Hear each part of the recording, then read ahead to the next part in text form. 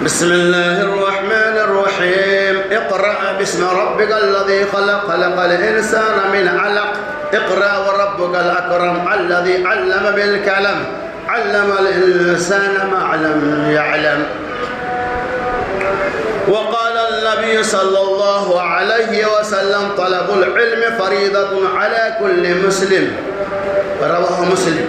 وقال النبي صلى الله عليه وسلم: من سلك طريقا يلتمس فيه علما سهل الله له طريقا إلى الجنة. رواه الترمذي. ہر قسم کی حمد و ثنا، بڑائی اور کبریائی، تعریفات اور تسبیحات اس رب ذو الجلال والاکرام عبدی لا ضبال لا مثال لا ند له ولا مثل له ولا ضد له کے لیے لائق سزاوار ہے، جس رب العالمین کا ہمارے اوپر، آپ کے اوپر بے شمار احسانات و انعامات ہے.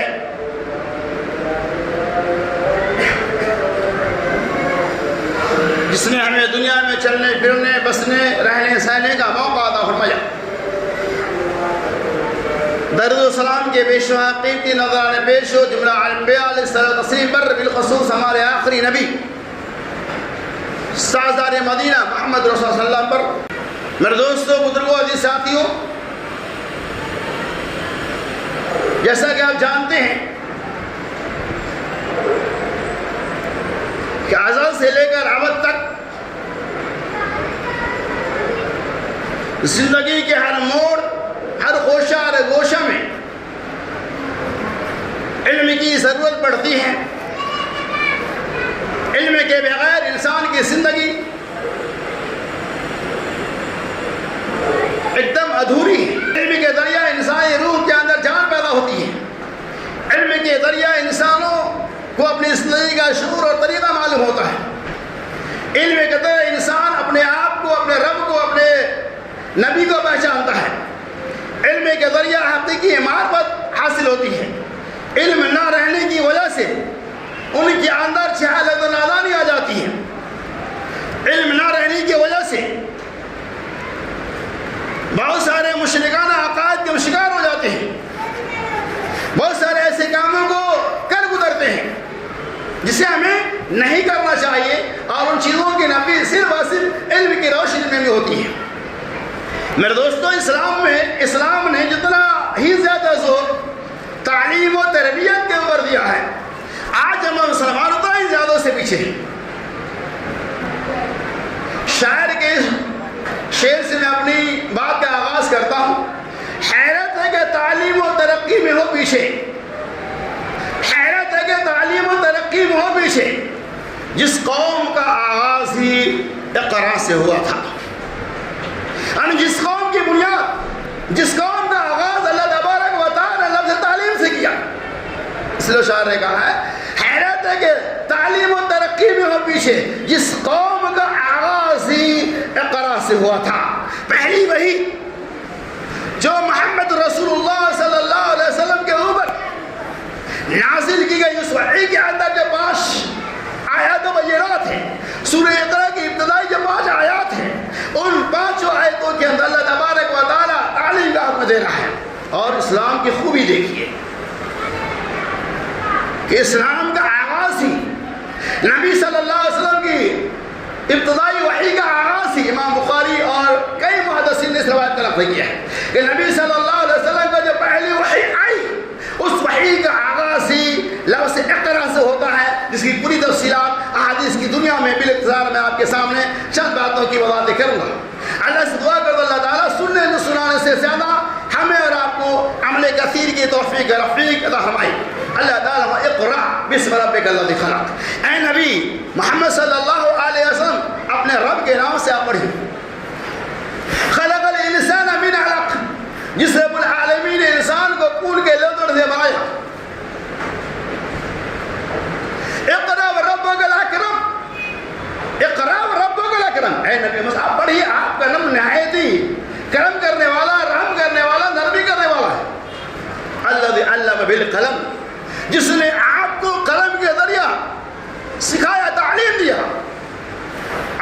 الانسان ما لم يعلم، اور وہ ساری باتیں بتائی، ان ساری باتوں کی تعلیم دی، ان ساری باتوں کا علم دیا جسے آپ نہیں جانتے تھے۔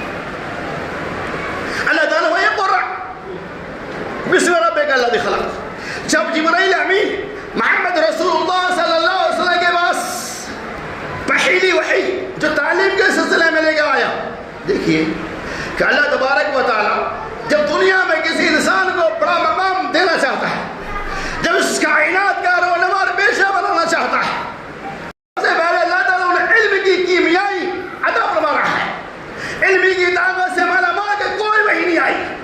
پہلی وحی کیا آئی؟ اقرأ، اے نبی آپ پڑھیے۔ رسول اللہ صلی اللہ علیہ وسلم امی تھی، آپ پڑھے لکھے نہیں تھے۔ کما انا بقاری، میں پڑھا لکھا انسان ہے، میں نہیں پڑھوں گا، میں پڑھنا نہیں جانتا۔ دوبارہ جبرائیل نے کہا آپ پڑھیے، نبی نے پھر کہا میں پڑھنا نہیں جانتا۔ تیسرے مرتبہ پھر کہا اور مضبوطی کے ساتھ آپ کے سینے انور کو پکڑا اور کہا دبوچا اور کہا پڑھیے آپ اپنے رب کے نام سے۔ اس کے بعد چوتھے مرتبہ میں آپ نے پڑھنا شروع کیا، اقرأ بسم ربک الذی خلق، آپ پڑھیے اپنے رب کے نام سے جس نے آپ کو پیدا کیا۔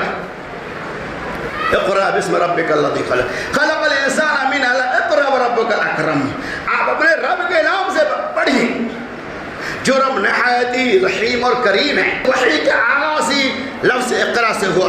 جس قوم کی تعلیم ہی سے اس کی زندگی کا آغاز ہو، اس کی اسلام کا آغاز ہو، وہ قوم اگر تعلیمی معیار کے اندر پیچھے ہو جائے، وہ قوم دینی تعلیم سے اپنے آپ کو بری ذمہ کر لے، اس سے بڑا بدنصیب اور کون ہو سکتا ہے؟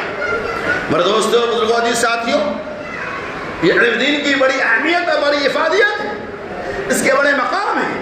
اللہ کے رسول صلی اللہ علیہ وسلم طلب العلم فریضۃ علی کل مسلم، مسلم کی اس روایت ہے کہ اللہ کے رسول صلی اللہ علیہ وسلم کہ تمام مسلمانوں کے اوپر علم دین کا حاصل کرنا فرض ہے۔ پہلے کیا علم حاصل کرنا فرض ہے؟ دین کا علم۔ اس کے علاوہ جو بھی علوم چاہے وہ حاصل کر سکتے، انشاءاللہ وضاحت میں کروں گا۔ اس کے بعد اللہ کے رسول صلی اللہ علیہ وسلم من سلک طریقا یلتمس فیہ علما سہل اللہ لہ طریقا الی الجنہ، کہ جو طالب علم حاصل کرنے کے لیے نکلتا ہے، راستے پہ چلتا ہے، سہل اللہ لہ طریقا الی الجنہ، اللہ تبارک و تعالی اس طالب علم کے لیے جنت کے راستے کو آسان کر دے گا۔ یعنی طالب اسلامی طالب علم کی، دینی طالب علم کی، دینی اسٹوڈنٹ کے بڑا مقام، اس کی بڑی اہمیت ہے۔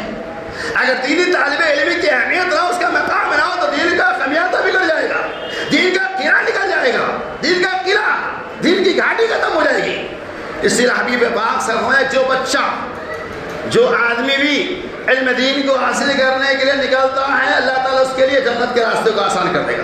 اس سلسلے بہت ساری روایتیں آئی ہیں۔ اللہ کے رسول فرمایا کہ جب طالب علم کو حاصل کرنے کے لیے نکلتا ہے تو اللہ تبارک و تعالیٰ کی طرف سے فرشتے ان کے لیے پر بچھا دیتے ہیں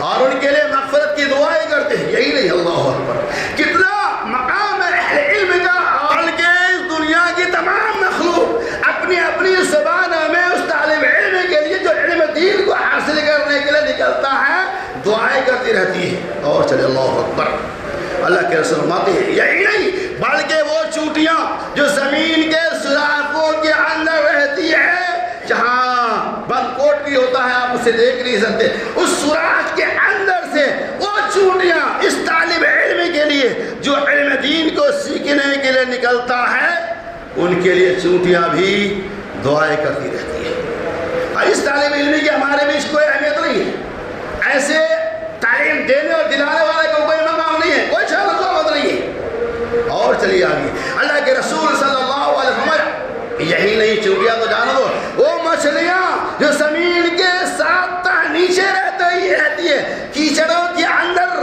کھیلتی کودتی، ان کی زندگی کا سانس گزرتی ہے، وہ مچھلیاں بھی ساتھ کیچڑ کے اندر سے ایسے طالب علموں کے لیے دعائیں خیر کرتی رہتی ہے۔ کتنا بڑا مقام ہے اہل علم کا، طالب علم کا، وہ اہل علم جو دین کے تعلیم کو حاصل کرتا ہے۔ دین کے بعد ہی دنیا کے کسی تعلیم کا نمبر آ سکتا ہے۔ آج اب طالب علم بنیں گے تو آپ عالم بن جائیں گے، پہلے تو آپ کو طالب علم بننا پڑے گا، اس کے اللہ تعالیٰ آپ کو آپ کے ذریعے علم کی روشنی کو عام کرے گا۔ اور یہی علم ہے جس کی بنیاد پر اللہ تبارک و تعالیٰ نے حضرت آدم علیہ السلام کا سردہ ابلیس سے کرایا. حالانکہ ابلیس کے پاس علم بھی تھا, ابلیس عالم بھی تھا اور اچھا خاصا عمل کرنے والا بھی تھا, لیکن کیا کہا, میں اس سے بہتر خلقتنی من نار و خلقتہ طین, میں اس سے بہتر, تو نے اسے مٹی سے پیدا کیا اور مجھے آگ سے بنایا, لہذا آگ کی خاصیت ہے کہ بلند ہو, مٹی کی خاطر جھکے, لہذا میں ان کے سامنے سجدہ نہیں کر سکتا ہوں. اللہ تبارک و تعالیٰ نے حضرت آدم علیہ السلام کو علم دیا, وعلم آدم الاسماء كلها ثم عرضهم على الملائكة فقال انبئوني باسماء هؤلاء ان كنتم صادقين. اللہ تبارک و تعالیٰ نے ان چیزوں کا علم عطا فرمایا کسے, حضرت آدم علیہ السلام کو, اور کہا ابلیس ان چیزوں کا نام بتا, ابلیس نہیں بتایا, حضرت آدم علیہ السلام نے بتا دیا. تو علم کی بنیاد پر حضرت آدم علیہ السلام کا مقام بڑھا, حضرت انسانیت کا مقام بڑھا. کیا پتا چلا, علم کی بڑی اہمیت اور بڑی فضل. اور چلیے اللہ اکبر, اللہ کے رسول فرماتے ہیں ایک عابد کے اوپر, ایک راہب کے اوپر, عبادت گزار والے کے اوپر ایک عالم کی ویسے ہی فضیلت ہے جیسی فضیلت آسمان کے اوپر, آسمان میں بسنے والے ستارے کے اوپر جیسی فضیلت چاند کی ہے, ویسی فضیلت ایک عالم کے عابد کے اوپر ہے. بڑا مقام ہے عالموں کا. عابد چونکہ عبادت گزار ہے, اس کا تعلق اس کی عبادت سے اس کے ذات تک محدود ہے, اس کے پاس علم نہیں ہے.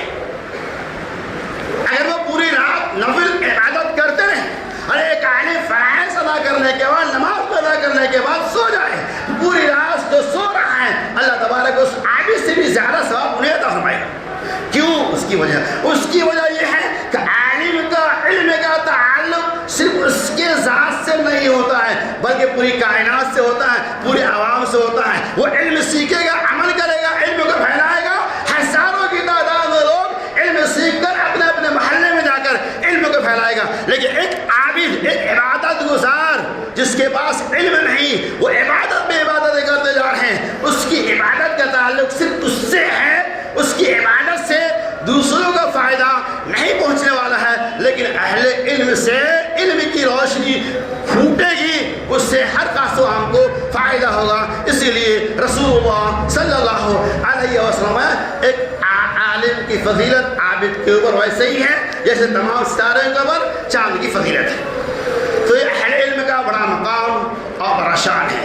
اگر آپ کے پاس علم نہ ہو, آپ نے سنا ہوگا محمد رسول اللہ صلی اللہ علیہ وسلم سے پہلے کے زمانے کو زمانہ جاہلیت کہا جاتا ہے. زمانہ جاہلیت, جاہلانہ زمانہ, یعنی کچھ سمجھنے بوجھنے والا زمانہ نہیں تھا. وہ زمانہ اسلام آیا تو اس کا آغاز ہی تعلیم سے ہوا, لیکن تعلیمی میدان میں بہت ہی پیچھے ہے. میرے دوستوں, بڑے افسوس کی بات ہے, آپ غور کے وہ قوم, اس قوم کے اندر سے جہالت کیسے ختم ہو سکتی ہے جو قوم اپنی اولاد کے بجائے, اولاد کی تعلیم پہ خرچ کرنے کے بجائے ان کی شادیوں میں لاکھوں روپے کا خرچ کرتے ہیں اور اپنی اولاد کی تعلیم پہ خرچ نہیں کرتا. بھلا وہ قوم کیسے ترقی کر سکتی ہے جس قوم کہ ماں اور باپ اپنی اولاد کی تعلیم پہ خرچ کرنے کے بجائے ان کی شادیوں میں خرچ کرنے کو فخر سمجھتا ہے.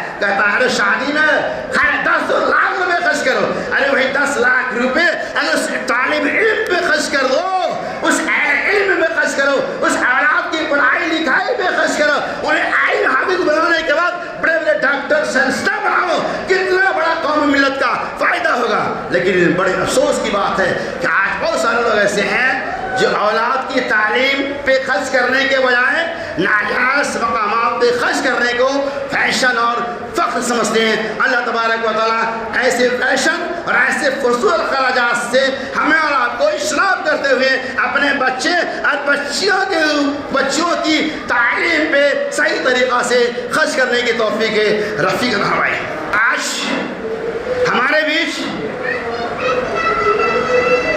ایسے ایسے مشینریاں ہمیں اپنے اسلامی تعلیم سے روکنے کے استعمال کیے جا رہے ہیں, ایسے ایسی تعلیمیں ہمیں دی جا رہی ہیں تاکہ ہمیں اسلامی تعلیم سے روک دیا جائے. آپ جو بچے دیکھو, جو چھوٹے چھوٹے بچے ہیں جنہیں بچپن سے ان کے ماں باپ انگلش میڈیم میں رکھ دیا, اسے قرآن سے کوئی مطلب نہیں, بڑا بڑا کو ڈاکٹر لیکن اسے کچھ علم نہیں ہوتا. اس کا ڈاکٹر بننا انجینئر بننا کوئی معنی نہیں رکھتا. لیکن ساتھ ساتھ اگر اس بچے کو حافظ قرآن بنا دیا جائے یا اتنا تعلیم دے دیا جائے تو اسلام کی معرفت اس کے اندر آ جائے, نماز روزے کے مسائل کو سمجھ آئے, حیض اور نفاس کے حالات کو جاننے لگے, وضو کے طریقے کو سمجھ آئے, طہارت کے طریقوں کو سمجھ آئے, غسل جنابت کو اصول و ضابطے معلوم ہے, اگر یہ طریقے معلوم ہیں, اگر وہ علم سے وابستہ ہے تو الحمدللہ اس کے لیے کامیابی ہے. لیکن اگر آپ نے ڈائریکٹ اپنے بچوں کو دین کے بجائے دنیا سے جوڑ دیا, بڑے ہونے کا اور مشکل کام ہو جاتی ہے. اور ایسا ایک مشین ایک پرانی چل میں بتاؤں آپ کو, آج ہمارے جس سے اللہ نے دولت دیا ہے, کوئی بات نہ آپ کہیں پڑھاؤ لیکن ماحول بھی آپ کو دیکھنا ہوگا. ایسے انگلش میڈیم میں نہ ڈالو جہاں آپ کی بچی 10 سال 12 سال کی ہے, اوپن ڈریس سے پہنایا جائے گا, چڈی پہنے بغیر کس طرح کی اسکول آپ نہیں جا سکتے. کیوں ایسے اسکول بھیجنے کی ضرورت کیا ہے؟ میں ایک واقعہ آپ کو بتاتا ہوں. ہماری پہلی ذمہ داری کیا ہے؟ ہم بچوں کو پہلے دینی تعلیم دیں, حتی المقدور کوشش کریں قرآن کی تعلیم اور اسلام کی تعلیمات ہو جائے. آپ اسے علم دین سکھاؤ, مدارس کے اندر پڑھاؤ, بعد میں جہاں لے جاؤ, کوئی مسئلہ نہیں ہے. میں آپ کے ایگزامپل دے رہا ہوں کہ آج مسلمانوں کا عقیدہ کو کیسا معطوف کیا جا رہا ہے. دیکھیے ایک کرسچن کا اسکول, کرسچن اسکول سب لوگ جاتے ہیں, ڈرائیور کی سازش دیکھیے ہمارے لیے درسی عبرت ہے. اس بس کے اندر کرسچن بچے, عیسائی بچے, کیتھولک, مسلمان, ہندو سب ہیں. 5-7 کیٹیگری کے بچے اس بس کے اندر موجود ہیں. بس آ رہی ہے, ہم لوگ کہتے ہیں ماڈرن تعلیم ہے. ماڈرن تعلیم کا نتیجہ دیکھو بتا رہا ہوں کیسے اسے اسلام سے محروم کیا جاتا ہے. اور کیا تعلیم دی جا رہی ہے؟ بسیں چل رہی ہیں, راستے میں آٹومیٹک بس بند ہو گئی, ڈرائیور پریشان ہے, بس چالو نہ رہی. ڈرائیور نے کہا اپنے اپنے دھرم کا نام لے کر دعا کرو, پرارتھنا کرو, شاید اس کے ذریعہ بس چالو ہو جائے. سب نے نام لیا, ہندو اپنے دھرم کے مطابق, مسلمان اپنے دھرم کے مطابق اپنے دھرم کا نام لیا, بس چالو نہیں ہوئی. وہ ڈرائیور نے کہا عیسائی بچہ سے, آپ کھڑے ہو جاؤ, آپ اپنا یسوع مسیح کا نام لو, دیکھو یہ بس چالو ہو جائے گا. اور وہ کھڑے ہو گئے, بس کنارے کے سامنے گیا, ڈرائیور کے پاس گیا اور اپنے یسوع مسیح کا نام, عیسیٰ مسیح کا نام لیا, گاڑی چالو ہو گئی. اب نظریہ کیا دے رہا تھا اس ڈرائیور کا, ٹیکنالوجی کیا تھا, اسے جو شکشا اور تعلیم دی گئی وہ یہ ہے کہ بچوں کو آزمائش سے ڈالو اور بچوں ایٹومیٹک یسوع مسیح کے دین کو قبول کر لے. اسکول میں پرارتھنا میں کہا گیا, کیا ہوا جا رہا بتایا گیا کہ آپ سمجھ جاؤ کہ کس کا دین سچا ہے. یسوع مسیح کا نام لیا گیا, گاڑی چالو ہو گئی, بسیں چالو ہو گئی, اللہ کا نام لیا گیا, فلاں کا نام لیا گیا, چراغ کا نام لیا گیا, بسیں چالو ہوئی. بچوں کیا پتا چلا؟ ہاں سر, یس سر, پتہ ہی چلا یسوع مسیح کا دین سچا دین ہے, ان کی شکشا صحیح شکشا ہے, ان کی تعلیم صحیح تعلیم ہے. اس طرح سے بچوں کے ذہن و دماغ کو معاف کیا جا رہا ہے, ان کے ذہن شادی کی جا رہی ہے. کیا پتا چلا؟ ایسے اس کا اگر ہمارے بچے کا عقیدہ کمزور ہوگا تو کیا ہوتا ہے, وہ بچہ کیا کہے گا نہیں عیسیٰ مسیح کا دین ہے. اور بہت سارے مسلمان بچے پڑھتے پڑھتے عیسائی مذہب کو قبول کر رہے ہیں. اس کا نتیجہ یہی ہے, اور وہ سب کھیلتا ڈرائیور کا. تو کیا اس طرح سے مسلمان بچوں کے ذہن سازی کی جا رہی ہے اور اسے اپنے مذہب سے جوڑا جا رہا ہے. آج دیکھیں چند سال پہلے آپ نے سنا ہوگا پورے ہندوستان کے سپریم کورٹ کو ڈالا گیا کہ ہر اسکول کے اندر سوریہ نمسکار, پرارتھنا میں سوریہ نمسکار ہے, سورج کے سامنے سورج کو سلام کیا جائے, سورج کو پوجا کیا جائے. سوریہ نمسکار کہنا ضروری ہوگا پرارتھنا کے اندر. کیا مطلب ہوتا ہے اس کا؟ یہ شرک ہے اسلام میں. اور اس شرک کی تفصیل سورہ لقمان میں اللہ تبارک و تعالیٰ نے بیان کر دیا. واقعہ مختلف وقت کا میں قوم سبا کی تفصیل کو پڑھا. جب وہ ہدنائی پرندہ آئے تو کیا کہا, میں نے قوم سبا, اس قوم کو میں نے حکمراں عورت کو پایا اور وہاں کے لوگوں کو میں نے دیکھا وہ چاند کا سجدہ کرتا ہے. آج بھی سورج چاند کا سورج نمسکار کا مطلب سورج کی پوجا کرنا. یہ اور بات ہے کہ کہا گیا کہ بچے چاہے پڑھے, جو بچے نہ چاہے نہ پڑھے, اس احتجاج کے بعد. لیکن جو بچے اسکول کے اندر ہے, جس کے ماں باپ کے بعد دین نہیں, جس بچے کے بعد دین نہیں, وہ بچہ شروع سے پڑھے گا تو سورہ نمسکار ہی کرے گا, جبکہ اسلام میں حرام ہے. اگر آپ بچوں کو ایجوکیشن دیں گے, بچوں کو صحیح تعلیم دیں گے, انہیں بچپن سے شکشا اور دیکشا ملے گا, انہیں دین کی رہنمائی حاصل ہوگی, تو ظاہر سی بات ہے ان سوریہ نمسکار اس طرح کی جو بھی شرکیہ کلمات مسلمانوں کے بیچ موجود ہیں، ان تمام چیزوں سے ہم اپنے بچوں کو بچا سکتے ہیں، لیکن شرط یہ ہے کہ ان تمام چیزوں سے پہلے ہمیں اپنے بچوں کو دینی تعلیم سے آراستہ اور پیراستہ کرنا ہوگا۔ دینی تعلیم پہ جتنا زیادہ ہو سکے خرچ کرنا ہوگا۔ یہ بڑا معاملہ الٹا ہے، دینی تعلیم پہ خرچ کرنے کے لیے ماں باپ نے کنجوسی کا اظہار کرتے ہیں، اور دنیوی تعلیم پہ خرچ کرنے کے لیے اپنے فیاضی کا۔ ارے میرے دوستو، حدیث زبان سن لو، اللہ کے رسول صلی اللہ علیہ وسلم اذا مات الانسان انقطع عمله الا من ثلاثه او صدقه جاریہ او علم ينتفع به۔ انسان مر جائے گا تو سارے راستے ختم ہو جائیں گے سوائے 3 راستوں کے، ان میں سے ایک راستہ یہ ہے او علم ينتفع به، ایسا علم جس کے ذریعہ لوگوں کو نفع پہنچتا رہے۔ یعنی آپ نے اپنے اولاد کو دینی تعلیم دیا، اپنے اولاد کو حافظ قرآن بنایا، اپنے اولاد کو عالم دین بنایا، اپنے اولاد کو دین کا رہنما بنایا، اپنے اولاد کو دین کا مبلغ بنایا، وہ جب تک دین کو پھیلاتا رہے گا مرنے کے بعد بھی آپ کو اس کا فائدہ اور ثمر ملے گا۔ دنیا کے اندر کوئی ایسی تعلیم ہے کہ مرنے کے بعد اس کا فائدہ ملے گا سوائے دینی تعلیم کے؟ اللہ سے دعا کرو اللہ تبارک و تعالی ہمیں دینی علم کے ساتھ ساتھ دنیاوی علم کی طرف بھی رجوع کرنے کی توفیق رحمت